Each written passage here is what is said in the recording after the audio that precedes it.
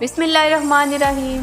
السلام علیکم ناظرین، کیا کبھی آپ نے بطخوں کی فوج کا سنا ہے؟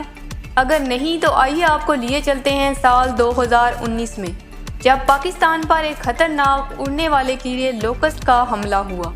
یہ گراس ہوپر کی فیملی سے تعلق رکھنے والا ٹڈی دل تھا، جو کروڑوں اور اربوں کی تعداد میں فصلوں پر حملہ کر کے دیکھتے ہی دیکھتے کھڑی فصل کو نیست و نابود کر کے ملک کی اکانومی کو ڈبو دیتا ہے۔ یونیک ورلڈ کی ویڈیوز میں خوش آمدید۔ لوکسٹ کے اس حملے سے جنگ کرنے کے لیے پاکستانی گورنمنٹ نے کئی اقدامات کیے، فصلوں پر سپرے کیے گئے، مگر کوئی بھی طریقہ کارگر ثابت نہ ہوا۔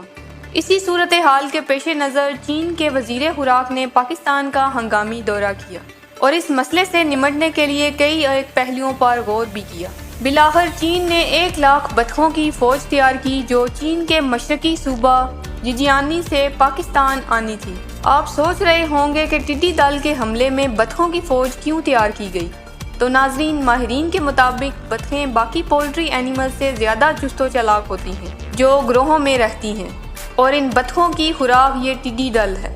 اسی لیے اس خطرناک کیڑے سے جنگ کرنے کے لیے بطخوں کی فوج تیار کی گئی۔ ایک بطخ 200 ٹڈی دل ایک دن میں کھا سکتی ہے، اور اس ٹڈی دل کے خاتمے کے لیے 1 لاکھ بطخیں خاصی مدد کر سکتی تھیں، کیونکہ 2 دہائی پہلے چین پر ہونے والے ٹڈی دل کے حملے کو روکنے کے لیے انہوں نے بطخوں سے مدد لی اور ان کا خاتمہ کر دیا۔ پاکستان کے ماہرین کے مطابق ٹڈی دل کا یہ حملہ 28 سال کے بعد اتنی شدت سے دیکھا گیا۔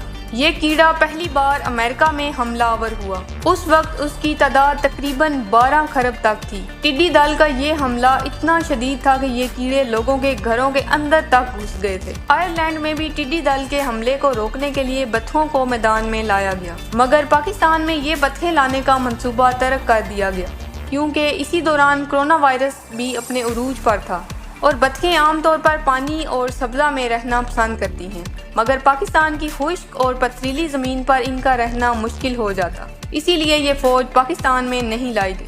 امید ہے ناظرین آج کی ویڈیو بھی انٹرسٹنگ رہی ہوگی۔ ویڈیو کو لائک کیجئے، شیئر کیجئے۔ نیکسٹ ویڈیو تک کے لیے اللہ حافظ۔ السلام علیکم۔